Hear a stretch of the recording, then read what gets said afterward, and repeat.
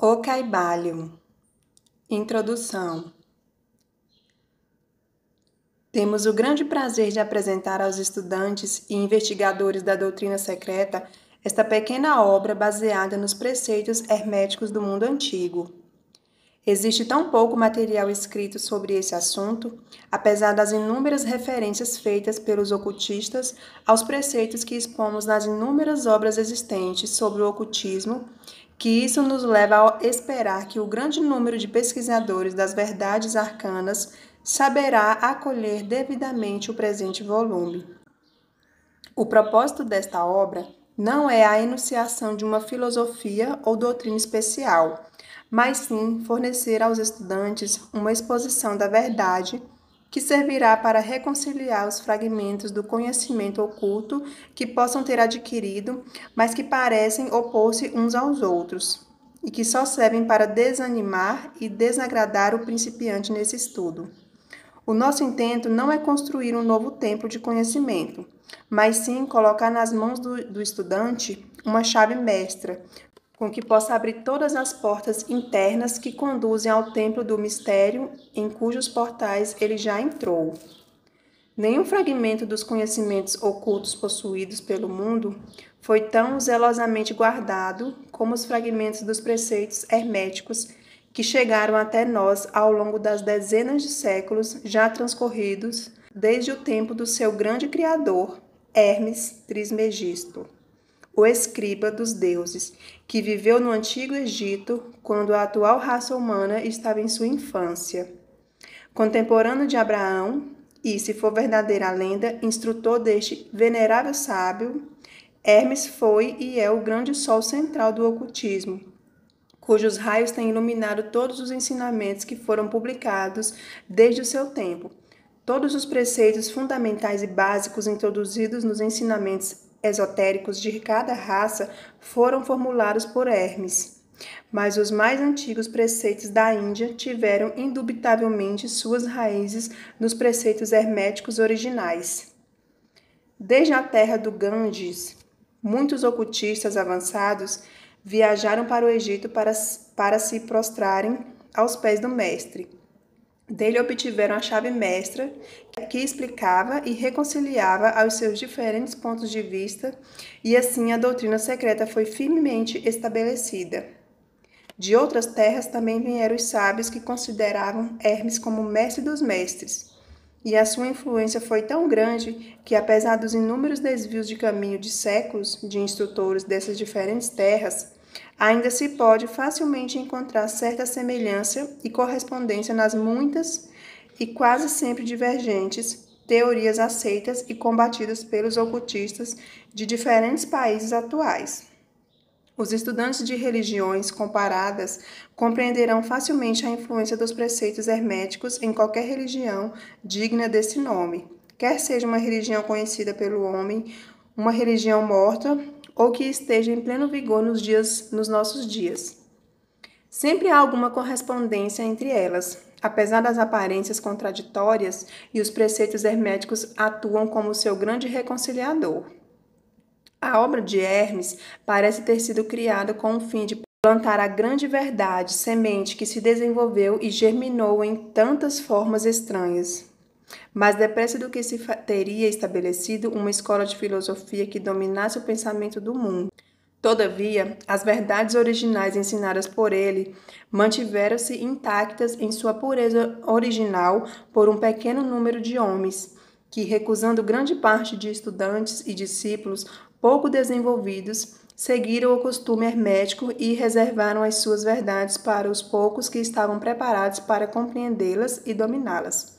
Dos lábios aos ouvidos, a verdade tem sido transmitida entre esses poucos.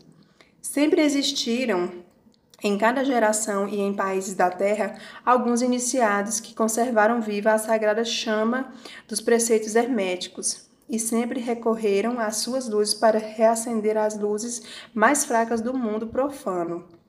Quando a luz da verdade começava a escurecer e a apagar-se por conta de sua negligência, e os seus passivos ficavam embaraçados com substâncias estranhas, sempre existia um punhado de homens para cuidar do altar da verdade, em que mantiveram sempre acesa a lâmpada perpétua da sabedoria. Esses homens dedicaram sua vida a esse trabalho de amor que o poeta muito bem descreveu nestas linhas. Oh, não deixes apagar a chama, mantida de século em século nesta escura caverna, em seus templos sagrados, sustentada por puros ministros do amor. Não deixeis que esta divina chama se extingua. Estes homens nunca procuraram a aprovação popular, nem um grande número de prosélitos. São indiferentes a estas coisas, porque sabem quão poucos de cada geração estão preparados para a verdade ou podem reconhecê-la se ela lhes for apresentada. Reservam a carne para os homens feitos, enquanto outros dão leite às crianças. Reservam suas pérolas de sabedoria para os poucos que conhecem o seu valor e sabem trazê-las nas suas coroas, em vez de lançá-las aos porcos. As que pisotearam na lama, misturando-as em seu repugnante alimento mental.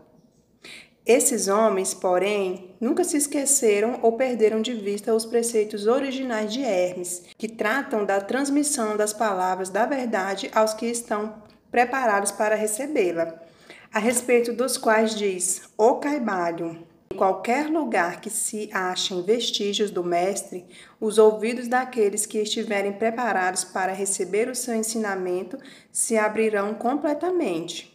E ainda, quando os ouvidos do discípulo estiverem preparados para ouvir, aí virão os lábios para enchê-los de sabedoria. Mas a sua atitude habitual sempre esteve estritamente de acordo com outro aforismo hermético que também se encontra em O Caibalho. Os lábios da sabedoria estão fechados, exceto aos ouvidos do entendimento. Os que não podem compreender são os que criticaram essa atitude dos hermetistas e chamaram que eles não manifestavam o verdadeiro espírito dos seus ensinamentos nas astuciosas reservas e resistências que faziam.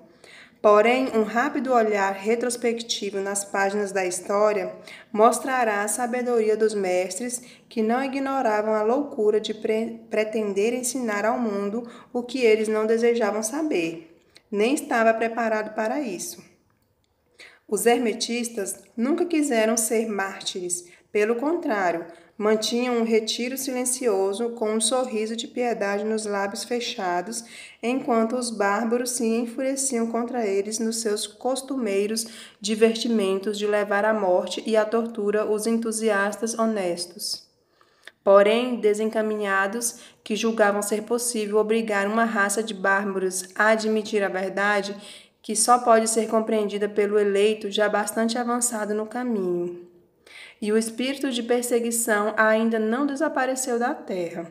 Há certos preceitos herméticos que, se forem divulgados, atrairiam contra os divulgadores um feroz alarido de desprezo e de ódio por parte da multidão que tornaria a gritar: Crucifiquem-nos! Crucifiquem-nos!